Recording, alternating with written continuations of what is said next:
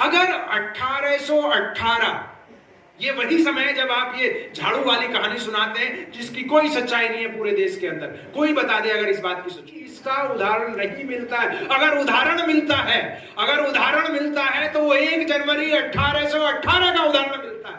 वो उदाहरण मिलता है जब आपके 500 लोग उनके 28,000 लोगों को धूल चटा देते हैं। आप उस उदाहरण को आगे क्यों नहीं रखते हैं? जिस उदाहरण से आपका सीना चौड़ा हो जाए उस उदाहरण को आगे रखिए। आप उस उदाहरण को बार बार क्यों कहते हैं कि भाई मर गए। कपड़े आज पहने हुए हैं, जितने खूबसूरत हॉल में आप बैठे हुए हैं, जितने आलीशान मकान में आप रहते हैं, जितनी बढ़िया शिक्षा आपके पास है, जितना अच्छा खाना आप खा रहे हैं, जितने आलीशान गाड़ियों में आप चल रहे हैं, इतिहास में कभी ऐसा हुआ है? नहीं हुआ। आप सर्वोत्तम स्थिति में हैं, लेकिन क्या है, बस यकीन ही नहीं होता। राहुल राजपाल जी जिस बात को कह रहे थे, हमें अगर आज भारत में कुछ नया हो रहा है तो नया ये हो रहा है कि यहां मैं मंच पे बोल रहा हूं और आप सुन रहे हैं। ये कभी नहीं हुआ, ये इतिहास में कभी नहीं हुआ। अग्निहोत्री साहब बैठे हैं यहां पे, ये कभी नहीं हुआ कि वो बैठे हैं और हम उनको बता रहे हैं, सुना रहे हैं। ये नई बात है, इसका स्वागत कीजिए। आप अपनी हिम्मत रखिए, आप अपनी ताकत पर विश्वास रखिए। आप हजारों गज नीचे से निकल के आए। किसकी ताकत है कि अब बाबा साहब के उगते हुए सूरज को ढक सके?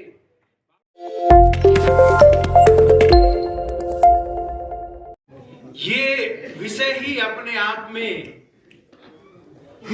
संकेत करता है कि ना तो भारत का कोई भविष्य है, ना भारत का कोई वर्तमान है अगर उसमें डॉक्टर अंबेडकर नहीं है। साथियों, अगर पिछले 70-80 साल या यूं कहें कि 1932 से अब तक के समय को अगर हम देखें तो भाई नागपाल जो बात कह रहे थे, जो दर्द बता रहे थे कि 1932 के बाद से 1932 क्यों? क्योंकि एक बड़ा माइलस्टोन है 1932 का, पूना पैक्ट वाला, कॉमनवेल्थ अवार्ड वाला, गांधी के साथ बाबा साहब के विवाद और झगड़े का एक बड़ा मुद्दा है। और उसके बाद से भारत की तस्वीर बदलती है।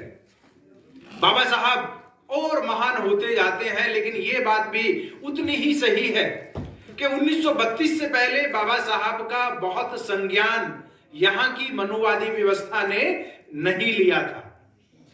लेकिन जब लंदन बाबा साहब जाते हैं राउंड टेबल कॉन्फ्रेंस में, सेकेंड राउंड कॉन्फ्रेंस से पहले, तो उस समय में जब पूरी दुनिया को इस व्यवस्था की गंदगी से रूबरू कराते हैं, जो जातिवाद है, जो छुआछूत है, जो अन्याय, अत्याचार, अपमान की परंपरा है, जब पूरी दुनिया को और वहां के जिम्मेदार साथियों को, भारत के भी जिम्मेदार साथियों को जब जाति व्यवस्था की गंदगी से रूबरू कराते हैं, तो पूरी दुनिया के अंदर एक अलग तरह की बात जाती है कि भाई ये क्या हो रहा है, देश के अंदर क्या हो रहा है। उस समय पे वो शायद 30 नवंबर 1931 की बात है, जब बाबा साहब अपनी बात वहां पे रखते हैं। उस समय पे उस सभा के अंदर सयाजी राव गायकवाड़ भी थे। सयाजी राव गायकवाड़ वो व्यक्ति थे जो बाबा साहब को कोलंबिया भेजते हैं। उनकी महारानी भी उनके साथ थी। शाम को सयाजी राव गायकवाड़ जब अपने महल में पहुंचते हैं, तो अपने गेस्ट हाउस में पहुंचते हैं, तो उस समय पे मैडम से कहते हैं कि मैंने डॉक्टर अंबेडकर को कोलंबिया यूनिवर्सिटी भेजा था। आज डॉक्टर अंबेडकर की बात को सुन के, क्योंकि एलिजाबेथ भी थी वहां पे, रैमजे मैकडॉनल्ड भी थे, सारे लोग थे, पूरी दुनिया का मीडिया भी वहां पे था। वो कहते हैं कि आज मुझे बहुत सुकून मिला कि मैंने एक पात्र व्यक्ति को, एक योग्य व्यक्ति को फेलोशिप दिया, और इसने मुझे पूरा यकीन है कि जो फेलोशिप आज तक मैंने दिए थे उनमें ये व्यक्ति सबसे योग्य शामिल होगा। इन्होंने अपनी उस पात्रता को सिद्ध घोषित कर दिया। तो उसके बाद से आप पूरे झगड़े को जानते हैं, क्या हुआ अगली कॉन्फ्रेंस में, और गांधी के साथ झगड़ा हुआ और फिर कॉमनवेल्थ अवार्ड घोषित हुआ। कॉमनवेल्थ अवार्ड घोषित होने से पहले ही जब बाबा साहब लंदन से वापस आते हैं तो बाबा साहब को विभिन्न स्थानों पर जातिवादी मानसिकता के लोग, खास तौर पे कांग्रेस के लोग बाबा साहब को काले झंडे दिखाते हैं। उन पूरे देश के अंदर मीडिया ने बाबा साहब को बहुत दुष्प्रचारित किया, उनकी बहुत ज्यादा चरित्र हत्या करने का प्रयास किया और उसके बाद से माहौल बन नहीं पाया करना। बीच में आके थोड़ा सा जब संविधान लिखा जा रहा था उस समय पे जरूर थोड़ा सा एक मनमुटाव कम सा नजर आता है, लेकिन एक साथी शायद सत्येंद्र जी इस बात को बोल रहे थे, मैं याद दिला दूं कि 1946 में, क्योंकि अंग्रेजों को अफरा तफरी थी, अंग्रेज भाग रहे थे, देश से भाग रहे थे। 1943 में अंग्रेजों ने बाबा साहब से ये वादा किया था कि वो 20 साल के अंदर यहाँ की जो अछूतों की समस्या है उसका परमानेंट सेटलमेंट करेंगे, उसका कुछ ना कुछ इस तरह का सेटलमेंट करेंगे कि समस्या समाप्त हो जाए। लेकिन सेकेंड वर्ल्ड वार होते होते, उसके खत्म होते होते अंग्रेजों को यहां से भागने की जल्दी थी, इसलिए बाबा साहब का वो लगभग साथ छोड़ रहे थे। 1946 का समय महत्वपूर्ण है, कुछ साथी जरूर जानते होंगे कि उस समय पे बाबा साहब बहुत निराश और हताश हो गए थे। क्यों? क्योंकि कुछ समझ में नहीं आ रहा था कि नया संविधान बनने वाला है, उस संविधान में हमारा क्या स्थान होने वाला है, क्या हजारों साल से जो हमारे ऊपर अन्याय अत्याचार करने वाले लोग हैं उनको दोबारा से इस देश का शासक बना दिया जाएगा, हमारी क्या स्थिति होने वाली है। तो let me remind you, in that crisis बाबा साहब made a statement कि अंग्रेज ये ना सोचे कि हम उनकी दया पे निर्भर हैं, अंग्रेज ये ना सोचे कि हम उनकी दया पे निर्भर हैं, हम उनको बता दें कि हम बहुत अच्छे से बम का इस्तेमाल कर सकते हैं, he used that word, और हम बहुत अच्छे से इस्तेमाल कर सकते हैं। उस समय पे दिल्ली के अंदर, कानपुर के अंदर, पुणे के अंदर, नागपुर के अंदर, बॉम्बे के अंदर जबरदस्त आंदोलन हुए। शायद कम जानकारी हो लोगों को, कम से कम 16-17 लोग हमारे उस समय पे मारे गए संविधान सभा में अपना स्थान सुनिश्चित करने के लिए कि हमारा स्थान क्या होगा। पूरे देश के अंदर बाबा साहब ने आंदोलन चलाया, अंग्रेजों के खिलाफ भी पूरा आंदोलन उन्होंने चलाया कि नहीं। उसी समय पे जो एक इनफेमस स्टेटमेंट पटेल के बारे में कहा जाता है कि मैंने दरवाजे बंद कर दिए, मैंने खिड़कियां बंद कर दी, ये लगभग उसी समय की बात है। कांग्रेस तो नहीं चाहती थी किसी तरीके से, लेकिन बाबा साहब क्योंकि एक बहुत ही मल्टी डायमेंशनल पर्सनैलिटी थी, वो यहां पे आंदोलन कर रहे थे और योग्य तो थे ही। उसी समय पे बाबा साहब लंदन जाते हैं, 1946 में लंदन जाते हैं। लंदन जाके लॉर्ड एटली से मिलते हैं। लॉर्ड एटली उस समय पे प्रधानमंत्री थे।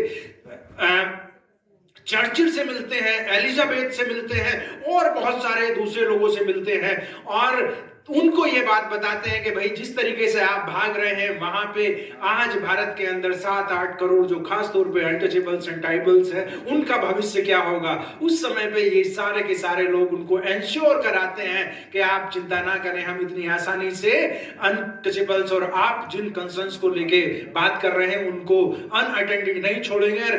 There will be substantial position for you. ये मैं कोई हवा में बात नहीं कर रहा हूं, ये तो हम जानते हैं कि 46 में बाबा साहब चुन के किस परिस्थिति में बंगाल से आए थे, जैसोर और खुलना से आए थे और किस तरीके से शरारतपूर्ण तरीके से उन जगह को पाकिस्तान के अंदर दे दिया गया था, जबकि वहां पे कम से कम 52% लोग शेड्यूल कास्ट थे, सिर्फ शेड्यूल कास्ट 52% लोग। लेकिन बाबा साहब की सीट वहां पे चली गई, इसलिए क्योंकि एक दबाव भी था, सिस्टम का भी दबाव था। अभी ऐसा नहीं कि पूरी तरीके से आजाद हो रहे थे सारे के सारे, इसलिए उस सिस्टम के दबाव को, और मैं कहूंगा कि बहुत तक अंग्रेजों के दबाव की वजह से जैकर और दूसरे साथी जिन्होंने भी अपनी जगह छोड़ी, हम उनका शुक्रगुजार हैं। लेकिन ये कोई इतना आसान चीज नहीं थी कि उन्होंने बहुत खुश होकर दे दिया हो। वो बाबा साहब की विद्वता, उनका संघर्ष, उनका बलिदान और परिस्थितियों की वजह से था कि चीजें वहां तक पहुंची। वो एक समय था जिसमें हम कह सकते हैं कि थोड़ा सा सिस्टम ठीक चल रहा था, लेकिन वो ज्यादा दिन नहीं चला। आप जानते हैं कि 1951 तक आते ही भारत में पहले बाबा साहब ऐसे व्यक्ति होते हैं जो विचार के आधार पर, जो एक विचार के आधार पर, जो एक अपनी विचारधारा को मजबूती से लागू करने के आधार पर भारत के मंत्री पद से कानून मंत्री के पद से त्याग पत्र देते हैं। हिंदू कोड बिल के बारे में आप जानते हैं सारा का सारा, और वो किस तरह का कोहराम पूरे देश के अंदर मचा था, किस तरह का कोहराम। वहां पे जवाहरलाल नेहरू भी अपनी बात से पीछे मुड़ गए थे। आप जानते हैं कि संविधान कैबिनेट के अंदर सामूहिक जिम्मेदारी होती है। अगर कैबिनेट ने कोई बिल अप्रूव कर दिया है कि इसको लोकसभा में या राज्यसभा में पेश करना है, तो पूरी की पूरी कैबिनेट का वो बिल होता है। वो लॉ मिनिस्टर का बिल नहीं होता है, वो प्राइम मिनिस्टर का बिल नहीं होता। सामूहिक जिम्मेदारी का हमारे यहाँ पे सिद्धांत है। लेकिन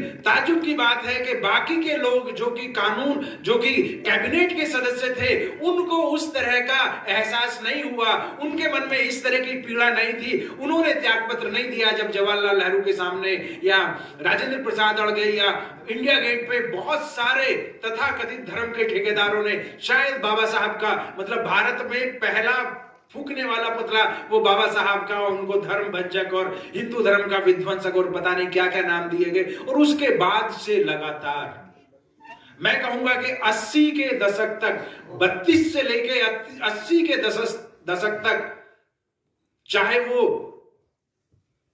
कांग्रेसी या सुधारवादी लोग हो, चाहे वो बीजेपी टाइप या आरएसएस टाइप रिएक्शनरी लोग हो, दक्षिणपंथी लोग हो, चाहे वो तथाकथित क्रांतिकारी या वामपंथी लोग हो, किसी ने भी बाबा साहब का सम्मान नहीं किया। उन्होंने बाबा साहब को अलग अलग तरीके से बताने का प्रयास किया। कोई अंग्रेजों का गुलाम बता रहा था, अंग्रेजों का पिट्ठू बता रहा था, कोई हिंदू धर्म का पथ भ्रष्टक बता रहा था, कोई विध्वंसक बता रहा था, कोई उन्हें कैपिटलिस्ट का पिट्ठू बता रहा था, कोई उन्हें डिविजनिस्ट बता रहा था। अलग अलग तरीके से उनके आर्गुमेंट्स थे। लेकिन यहाँ का वाम पक्ष, यहाँ का दायां पक्ष, यहाँ का केंद्रीय पक्ष, कांग्रेस, लेफ्ट और बीजेपी टाइप लोग जो हैं, इन्होंने कभी भी बाबा साहब का सम्मान नहीं किया। लेकिन 1980 के बाद, और ये महत्वपूर्ण है, 1980 के बाद कुछ अलग तरह की लहर चली, कुछ अलग तरह की बात बनी। और 90 तक आते आते जो लोग कभी बाबा साहब के विरोध में, उनके अलग अलग तरह से उनके खिलाफ दुष्प्रचार करते थे, उन्हें जातिवादी बताते थे, उन्हें पूंजीवादी बताते थे, उन्हें विभेदकारी बताते थे, वो सारे लोग अब बाबा साहब के बारे में कुछ अलग अलग तरह की बात कर रहे हैं। और यहां तक स्थिति आ गई कि 90 तक आते आते उनको भारत रत्न का से नवाज दिया जाता है। पूरे देश के अंदर, पूनम जी बता रही थी कि भाई अब तो पूरा देश उनको ग्रेटेस्ट इंडियन कह रहा है। आज कोई ऐसा राइट लेफ्ट सेंटर नहीं है देश के अंदर, ऐसा कोई गांव नहीं है देश के अंदर, ऐसा कोई शहर नहीं है देश के अंदर, ऐसा कोई ऑडिटोरियम नहीं है जहां पे बाबा साहब को स्वीकार ना किया जा रहा हो, उनकी जयंती को, उनके विचारों को स्वीकार ना किया जा रहा हो। इंपॉर्टेंट बात यह है कि ये 90 के दशक में, 80 के दशक में हुआ, क्यों लोग उनको स्वीकार करने लगे। मैं ये कहूंगा कि जो हमारा दूसरा हिस्सा है संविधान, उस संविधान ने कमाल किया, उस संविधान ने, मैं कहूंगा, चमत्कार किया। उस संविधान ने ऐसी व्यवस्था बनाई कि जो व्यक्ति, जिनको बहुत सारी चीजें हैं जिनको हम बता सकते हैं नकारात्मक तरीके से, लेकिन कुल मिला के ये है कि संविधान के द्वारा लोगों के अंदर वो ताकत आई, उन्होंने शिक्षा प्राप्त की, उन्होंने नौकरियां प्राप्त की, उन्होंने पोजीशंस प्राप्त की, और उनमें से ही कुछ लोगों के अंदर, सिर्फ चंद लोगों के अंदर बाबा साहब का जो अपमान था वो सिर्फ बाबा साहब का अपमान नहीं था। बाबा साहब के साथ जो भेदभाव था वो सिर्फ बाबा साहब का भेदभाव नहीं था, बाबा साहब के खिलाफ भेदभाव नहीं था, बल्कि वो पूरे समाज का अपमान था, पूरे समाज के खिलाफ भेदभाव था। इसलिए उनमें से ही कुछ लोगों ने 80 के दशक में भारत में ऐसी गर्मी पैदा की कि जो बाबा साहब के जो 4 पुत्र पुत्रियां बलिदान हुए, कुर्बान हुए, ज्योतिबा फूले की जो उन्होंने कहा कि नहीं, मुझे परिवार ही आगे नहीं बढ़ाना है, अपने बच्चे ही पैदा नहीं करने हैं, अपना सब कुछ समाज को निछावर कर देना है। सो ज्योतिबा फूले बाबा साहब ने जो अपने आप को, और ऐसे ही अनेकों लोगों ने जो अपने आप को इस आंदोलन में खपाया, इस आंदोलन में कुर्बान किया, अपना सर्वस्व कुर्बान कर दिया, उस आंदोलन की वजह से संविधान ने लोगों को पढ़ने का अधिकार दिया, संविधान ने लोगों को अच्छे व्यवसाय का अधिकार दिया, नौकरियों का अधिकार दिया। और 80 के दशक में मैं आज कहता हूं कि एक निर्णायक पहल हुई। मान्यवर कांशीराम साहब ने पढ़े लिखे लोगों को इकट्ठा करके उनके अंदर पे बैक टू सोसाइटी की भावना को पैदा किया, और उन्होंने इतनी गर्मी पैदा की, उन्होंने इतनी गर्मी पैदा की कि वो मनुवादी लोग, वो जातिवादी लोग, वो ब्राह्मणवादी लोग जो बाबा साहब का नाम लेने से भी डरते थे, बाबा साहब के नाम से भी जिन्हें गंध आती थी, अब बाबा साहब के नाम का तिलक अपने माथे पे लगा के अपने आप को गौरवान्वित महसूस करने लगे। इसको कहते हैं लायकी। इसको कहते हैं लायकी के किस तरीके से बाबा साहब ने अगर मेरे लिए अपने 4 बच्चों को कुर्बान किया। अगर बाबा साहब, मैं अक्सर इस बात को कहता हूं कि अगर बाबा साहब भी हमारी तरह समझदार होते, अगर बाबा साहब भी हमारी तरह समझदार होते तो क्या होता। अगर बाबा साहब भी इतने समझदार होते कि सबसे पहले बच्चों के, अपने बच्चों के, अपनी दुनिया, कहते ना, मेरा परिवार मेरी दुनिया, अगर बाबा साहब भी अपनी दुनिया को सजाते, बाबा साहब भी सिर्फ अपने बच्चों के लिए पढ़ने का, उनके दवाइयों का, उनकी उच्च शिक्षा का, उनकी नौकरियों का, उनके लिए आलीशान घर बनाने का सिर्फ सपना देखते, सिर्फ कार्य करते, अगर बाबा साहब भी मेरी ही तरह सिर्फ समझदार होते, मैं आपको तो नहीं कहूंगा, अपने आप को कहूंगा कि बाबा साहब भी अगर मेरी तरह ही समझदार होते और सारी अपनी एनर्जी अपने परिवार के ही लिए लगा देते तो क्या होता। लेकिन बाबा साहब हम जैसे समझदार नहीं थे, बाबा साहब हम जैसे समझदार नहीं थे, इसलिए उन्होंने जो दुख झेले, जो संघर्ष किया, जो बलिदान किया, आज थोड़ा सा सुकून मिलता है कि ठीक है, बाबा साहब को अपने 4 बच्चों का बलिदान करना पड़ा, मां रमाई का बलिदान करना पड़ा, लेकिन आज पूरे देश के अंदर, पूरी दुनिया के अंदर मैं कह सकता हूं कि कम से कम 40 करोड़ बाबा साहब के बच्चे हैं जो उनके नाम को आगे लेके जा रहे हैं। और ये दिन दूर नहीं है, ये दिन दूर नहीं है जब भारत में ही कम से कम 100 करोड़ लोग बाबा साहब के विचार को आगे बढ़ाएंगे। जब 40 करोड़ ने थाम लिया है तो 60 करोड़ भी आगे बढ़ेंगे, जो एकता की बात बाबा साहब करते हैं कि schedule caste, schedule tribes, OBC, जो भाई जितेंद्र भी बात कर रहे थे कि भाई हमारा आदिवासी समूह यहाँ पे क्यों नहीं है, हमारा बैकवर्ड क्लासेस क्यों नहीं है, मैं कहूंगा कि हमारे माइनॉरिटी क्लास के साथी भी यहाँ पे क्यों नहीं है, कम है।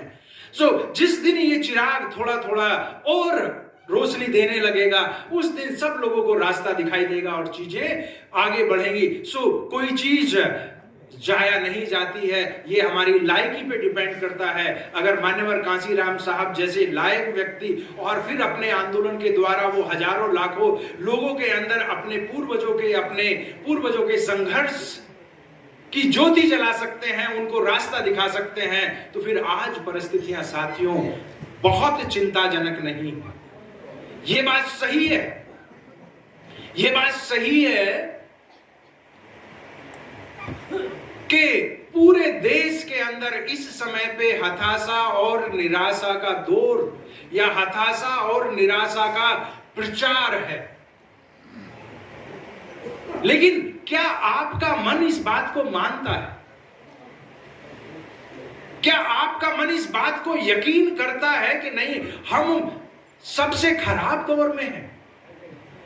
साथियों, थोड़ा सा रणनीतिक होना पड़ेगा। हम जब जिक्र करते हैं, तो हम ये बता के कई बार बहुत अपने आप को अजीब सा सुख लेते हैं इस बात में कि कभी ऐसा दौर था कि आपके पीछे झाड़ू बांधा गया था और आगे मटकी लगाई गई थी। बहुत से बुजुर्ग साथी भी बैठे हैं, बहुत उम्र दराज, मुझे लगता है 80-90 उम्र के साथी भी यहां पे बैठे हुए हैं। क्या कोई व्यक्ति बता सकता है किसी गांव में किसी के बाप दादा के पीछे झाड़ू बांधा गया हो और आगे मटकी लगाई गई हो? क्या कोई बता सकता है?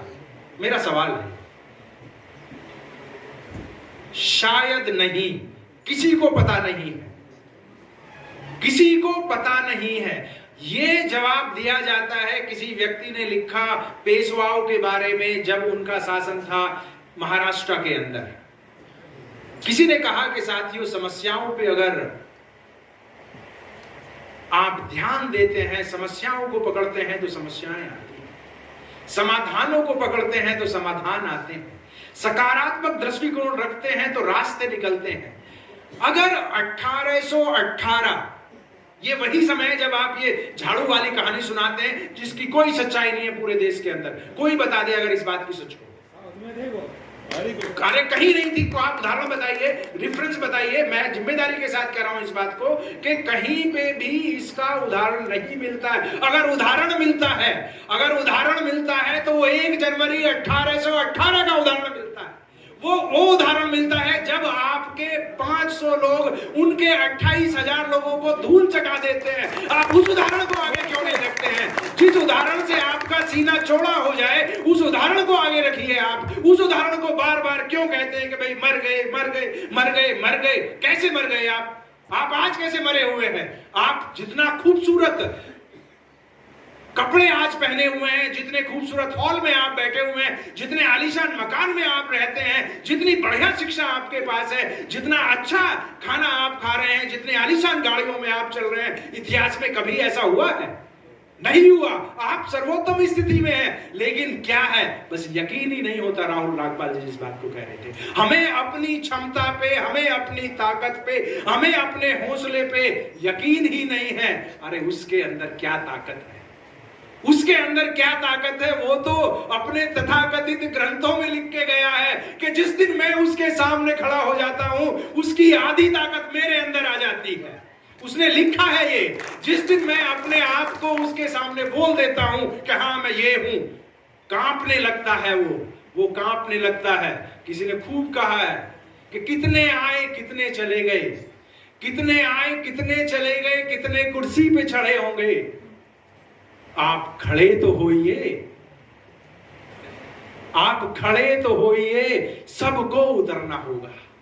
जो कुर्सी पे चढ़ा है सब उतर जाएगा, आप खड़े तो हो जाएं। आप खड़े हो सकते हैं। आपने दिखाया है, जो 70 साल से बाबा साहब के खिलाफ जो दुष्प्रचार था, उस दुष्प्रचार को आपने ध्वस्त किया या नहीं किया? पूरी तरीके से किया, अपनी लायकी से किया। 1 या 2 या 3% लोग हैं जो इस समय पे इस आंदोलन को आगे बढ़ाने की बात कर रहे हैं, उसके लिए अपना समय दे रहे हैं, उसके लिए अपनी ऊर्जा दे रहे हैं, उसके लिए अपने संसाधनों को शेयर कर रहे हैं समाज में। लेकिन अगर हम थोड़ी सी और हिम्मत कर लें, एक साइकोलॉजी में एक कंसेप्ट होता है, उसको बोलते हैं इंग्लिश में कॉग्निटिव डिसोनेंस बोलते हैं उसको। आपको जब ये बार बार बताया जा रहा है कि आप बिल्कुल मरे हुए हैं, तो फिर आपको ये समझ में ही नहीं आता कि हम में से कई साथी मंच से इस बात को कहने लगते हैं कि अरे 3000 साल से हमें पढ़ने नहीं दिया। कोई तो कभी कभी कहने लगता 5000 साल। मैं उन साथियों से ये सवाल करता हूं कि अगर 3000 साल से पढ़ने नहीं दिया गया, तो फिर ये जो नालंदा विश्वविद्यालय आपने बनाया था, जो 13वीं शताब्दी तक चल रहा था, क्या उसको आपने अपने दुश्मनों के लिए बनाया था? अरे वो आपने बनाया था भाई, उसमें आप पढ़ रहे थे, पूरी दुनिया के लोग पढ़ रहे थे, सब लोग पढ़ रहे थे। अगर 13वीं शताब्दी तक आप सिर्फ नालंदा ही नहीं, आप विक्रमशिला भी आपने बनाया, आप उदंतपुरी भी आपने बुलाया, आपने पुष्पागिरी भी बनाया, आपने जगदल्ला भी बनाया, आपने वल्लभी भी बनाया, आपने तक्षशिला भी बनाया उससे पहले। अगर इस तरह के विश्व प्रसिद्ध विश्वविद्यालय 13वीं 14वीं शताब्दी तक भारत में थे और सारे बुद्धिस्टों ने बनाए थे, तो सीधी सी बात है कि जो लोग ये आपके ऊपर, आपके दिलो दिमाग को कैप्चर करना चाहते हैं, वो कहना चाहते हैं कि आपकी गुलामी तो हजारों साल पुरानी है। नहीं, हमारी गुलामी हजारों साल पुरानी नहीं है, हमारा इतिहास गुलामी का इतिहास नहीं है। हमारे इतिहास को तो पिछले कुछ साल से रोकने का प्रयास किया गया, तोड़ने का प्रयास किया गया। मैं समझता हूं कि बीच का 300, 400, 500 साल का समय है। ये सभ्यताओं के इतिहास में कोई बहुत बड़ा समय नहीं होता, आता जाता रहता है। सिर्फ 1818 का मैंने एक उदाहरण दिया, ऐसे सैकड़ों उदाहरण हैं। और आप अपने दिल पे हाथ रख के, जो बुजुर्ग साथी हैं यहाँ पे, जो गांव के रहने वाले हैं, वो अपने दिल पे हाथ रख के इस बात का यकीन कर लें कि उन्होंने भी अपने गांवों के अंदर, उन्होंने भी अपने पर जहां कहीं पे भी वो रहे होंगे, उन्होंने ऐसे जरूर रणबांकुरे देखे होंगे, ऐसे जरूर साहसी लोग देखे होंगे जिन्होंने जातिवादियों को धूल चटाई होगी, जिन्होंने जातिवादियों की छाती पे बाबा साहब के और हमारे पूर्वजों के विचारधारा का झंडा जरूर गाड़ा होगा। लेकिन हमें बार बार इस बात को कह के कि नहीं, हम मरे हैं, मरे हैं, मरे हैं। उनका तो मीडिया है, बार बार हमें बताता है, 1000 बार बताता है। बुद्ध यही तो कहते हैं कि जैसा आप सोचते हैं वैसा ही बन जाते। हम में से एक एक व्यक्ति जो यहाँ पे बैठा है, मैं कहता हूं कि कम से कम 1.25 लाख के बराबर है। उससे कम की ताकत नहीं है। दृढ़ निश्चय की जरूरत है, अपनी योग्यता, अपनी क्षमता, अपने हौसले पे विश्वास करने की जरूरत है। चीजें आगे जरूर बढ़ेंगी। अंत में आज की जो परिस्थिति है उस पे मैं 5 मिनट अपनी बात जरूर कहना चाहूंगा। आयोजक साथी, मुझे पता नहीं कि समय शायद ज्यादा हो गया है, लेकिन 5 मिनट में जरूर इस पे अपनी बात रखना चाहूंगा। साथियों, हम सब जो यहां तक पहुंचे हैं उसमें बहुत बड़ा योगदान रहा है हमारी शिक्षा का। हमारी शिक्षा का बहुत बड़ा योगदान रहा है, और वो ज्योतिबा फूले से लेके, बल्कि ज्योतिबा फूले से पहले भी हरिचंद ठाकुर, गुरुचंद ठाकुर जो बंगाल के अंदर हुए, उनके ही समय में जो गुरु घासीदास छत्तीसगढ़ में पैदा हुए, मध्य प्रदेश के अंदर पैदा हुए, उसी समय पे अयोध्यादास जो तमिलनाडु के अंदर पैदा हुए, और बाबा साहब के समय में या उनसे पहले ज्योतिबा फूले, साहू जी महाराज, मंगूराम, और लगभग हमारे जितने भी नायक नायिकाएं हुई हैं, उन सब ने शिक्षा को सबसे महत्वपूर्ण माना, और लगभग सभी लोगों ने शिक्षण संस्थाओं के निर्माण करने का प्रयास किया, जैसी जैसी उनकी क्षमता, जैसी जैसी उनकी उस समय पे परिस्थितियां थी। ज्योतिबा फूले, साहू जी महाराज, ज्योतिबा फूले साहब प्राइमरी स्कूलों का निर्माण करते हैं, साहू जी महाराज इंटर तक के स्कूलों का निर्माण करते हैं, हॉस्टल बनाते हैं, बाबा साहब कॉलेजेस बनाते हैं, हमारे कृष्ण वडियार साहब यूनिवर्सिटीज बनाते हैं, मैसूर की जो यूनिवर्सिटी है। तो हमारा आंदोलन शिक्षा का आंदोलन रहा, इसको हमने प्राथमिक स्थान दिया, चाहे वो तथागत का पहला बुद्धम शरणम हो, चाहे बाबा साहब का एजुकेशन को लेके हो। आंदोलन हमारा शिक्षा का आंदोलन रहा। और 1950 के बाद से जब भारत में संविधान लागू हो गया, तो इस शिक्षा ने ही करामात किया, इस शिक्षा ने ही वास्तव में व्यवस्था को पूरी तरीके से बदल के रख दिया। उसके बाद जो जातिवादी लोग हैं, उनके मन में जो उनका तथाकथित वर्चस्व था, उसको लेके शंका उत्पन्न होने लगी, उसको लेके डर उत्पन्न होने लगा, और इसलिए उन्होंने सोच लिया, उन्होंने, क्योंकि शातिर तो वो है, धूर्त तो वो है, समझता तो है सिचुएशन को, तो उसको समझ में आ गया कि भाई ये जो बुनियादी ताकत इनको मिल रही है वो शिक्षा से मिल रही है, बुनियादी ताकत इनको मिल रही है, आरक्षण से मिल रही है, नौकरियों से मिल रही है। इसलिए इन दोनों चीजों पे उन्होंने कुठाराघात करना शुरू किया। आप जानते हैं कि प्राइमरी शिक्षा पूरी तरीके से देश के अंदर ध्वस्त हो गई है, पूरी तरीके से शिक्षा ध्वस्त हो गई। अब उनका प्रयास हायर एजुकेशन को ध्वस्त करने का है। आपको जान के ताज्जुब होगा कि बाबा ज्योतिबा फूले साहब 1882 में अंग्रेजों के सामने, हंटर कमीशन के सामने ये कहते हैं कि free and equal free, equal and compulsory education होनी चाहिए सबके लिए। लेकिन 1882 में वो बात कहते हैं, हम लोग 2012 में इस बात को स्वीकार करते हैं, लेकिन इस 2012 में 62 साल ऐसे भी हैं जिनको हम तथाकथित स्वतंत्रता का साल कहते हैं। मजे की बात यह है कि देश के अंदर 2010 के आसपास लगभग 6 लाख स्कूल थे, प्राइमरी स्कूल थे। पिछले 10-12 साल के अंदर 1.25 लाख स्कूलों को इन सरकारों ने बंद कर दिया है। चाहे वो केंद्र की सरकारें हो या राज्य की सरकारें हो, 1.25 लाख स्कूलों को बंद किया है। क्यों? क्योंकि उनको स्कूलों का शिक्षा का प्राइवेटाइजेशन करना है। होना तो ये चाहिए था कि जब आपने राइट टू एजुकेशन दे दिया तो उस समय पे ज्यादा स्कूल खोलते, उस समय पे ज्यादा स्कूलों में सुविधाएं देते। लेकिन ये जो 1.25 लाख स्कूल बंद हुए हैं, इन 1.25 लाख स्कूलों में से छत्तीसगढ़ जैसे जगहों में, ऐसी जगह में जहां पे schedule caste, schedule types, OBC की संख्या ज्यादा है, उन जगहों पे ये स्कूल बंद किए गए हैं, ये कह के कि यहाँ पे बच्चे नहीं आ रहे, यहाँ पे टीचर नहीं है, यहाँ पे सुविधाएं नहीं है, और इन स्कूलों को मर्ज कर दिया गया है 4 किलोमीटर 6 किलोमीटर दूर, जिससे कि बच्चे जा ही ना सके। ये व्यवस्था वो चलाने का प्रयास कर रहे हैं। उसी तरीके से अब हायर एजुकेशन पे उनका ध्यान है। हायर एजुकेशन में देश में इस समय पे, और ये आंकड़ा बहुत महत्वपूर्ण है, इस समय पे लगभग 15 लाख टीचर पूरे देश के अंदर पढ़ा रहे हैं। पूरे देश के अंदर लगभग 15 लाख शिक्षक जो कॉलेजेस, यूनिवर्सिटीज और दूसरे हायर एजुकेशन इंस्टीट्यूशंस हैं, उनमें 15 लाख लोग पढ़ा रहे हैं। लगभग 1000 विश्वविद्यालय देश के अंदर हैं। इन 1000 विश्वविद्यालयों में से ज्यादातर विश्वविद्यालय पिछले 700 के आसपास विश्वविद्यालय पिछले 30 साल के अंदर बने हैं। पिछले 30 साल के अंदर मैं कह रहा हूं कि 1990 के बाद से बने हैं। 1990 का वही समय था जब इन्हों के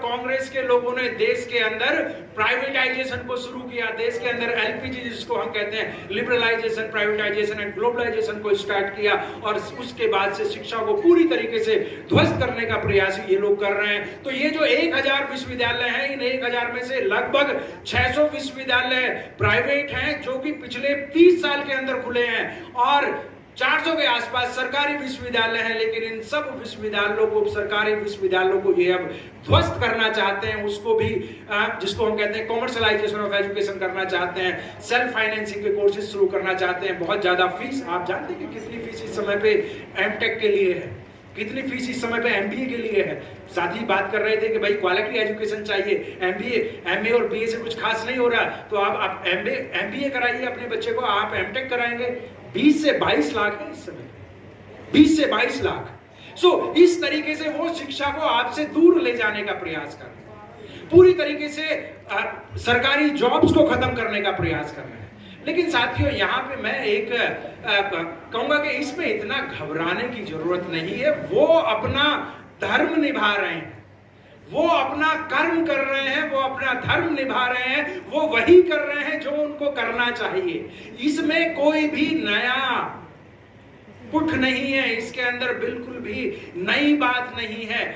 वो लंबे समय से यही करते आ रहे हैं। कांग्रेस के समय में भी यही हो रहा था, बीच में जो और छोटा गड़बड़ सरकारें बनी उनके समय में भी लगभग यही हो रहा था, और आज ज्यादा हो रहा। आज ये कुछ विभत्स तरीके से कर रहे हैं, आज ये कुछ ज्यादा एक तरीके से गुंडाई पे उतार रहा है, मैं कह सकता हूं। लेकिन ये नया कुछ नहीं है। अगर कुछ नया है, अगर आज भारत में कुछ नया हो रहा है, तो नया ये हो रहा है कि यहां मैं मंच पे बोल रहा हूं और आप सुन रहे हैं। ये कभी नहीं हुआ, ये इतिहास में कभी नहीं हुआ। अग्निहोत्री साहब बैठे हैं यहाँ पे, ये कभी नहीं हुआ कि वो बैठे हैं और हम उनको बता रहे हैं, सुना रहे हैं। ये नई बात है, इसका स्वागत कीजिए। आप अपनी हिम्मत रखिए, आप अपनी ताकत पर विश्वास रखिए। आप हजारों गज नीचे से निकल के आए। किसकी ताकत है कि अब बाबा साहब के उगते हुए सूरज को ढक सके? बाबा साहब के उगते हुए सूरज को कोई नहीं ढक सकता। किसी के अंदर ये हिम्मत नहीं है। अगर हम हारेंगे तो खुद हारेंगे, अगर हम मन में हार जाएंगे तो हमें एक चींटी से भी डर लगने लगेगा। लेकिन मैं कहता हूं कि आप चींटी नहीं, आप तो हाथी की संतान। हिम्मत रखिए, देखिए किस तरीके से वो आज हालांकि हो सकता है कि अच्छी ना लगे, हाँ, हो सकता है कि उनको अच्छी ना लगे ये बात, लेकिन आज अगर वो बाबा साहब का नाम नहीं लेंगे तो उनका कोई भविष्य नहीं होगा। और मैं ये दावे के साथ कह सकता हूं कि बाबा साहब उनके गले की हड्डी बनेंगे। बाबा साहब का जो विचार है, 22 प्रतिज्ञाएं जो है, उनका पूरा का पूरा जो संविधान है, लोकतांत्रिक मानवतावादी संविधान है, अगर उसको कोई निगलने का प्रयास करेगा तो वो गले की हड्डी बन जाएगा, ना उसको निगलते बनेगा ना उसको उगलते बनेगा। बाबा साहब ही उस जातीय व्यवस्था, उस मनुवादी व्यवस्था, उस ब्राह्मणवादी व्यवस्था के लिए काल बन जाएंगे। हम सब की यह जिम्मेदारी बनती है, क्योंकि बाबा साहब लोकतंत्र के पक्षधर हैं, बाबा साहब स्वतंत्रता के पक्षधर हैं, बाबा साहब समानता के पक्षधर हैं। इसलिए बाबा साहब का विचार अगर जिंदा है, बाबा साहब का अगर संविधान जिंदा है, तो मैं समझता हूं कि आप भी सुरक्षित हैं, मैं भी सुरक्षित हूं और इस देश का भविष्य भी सुरक्षित है।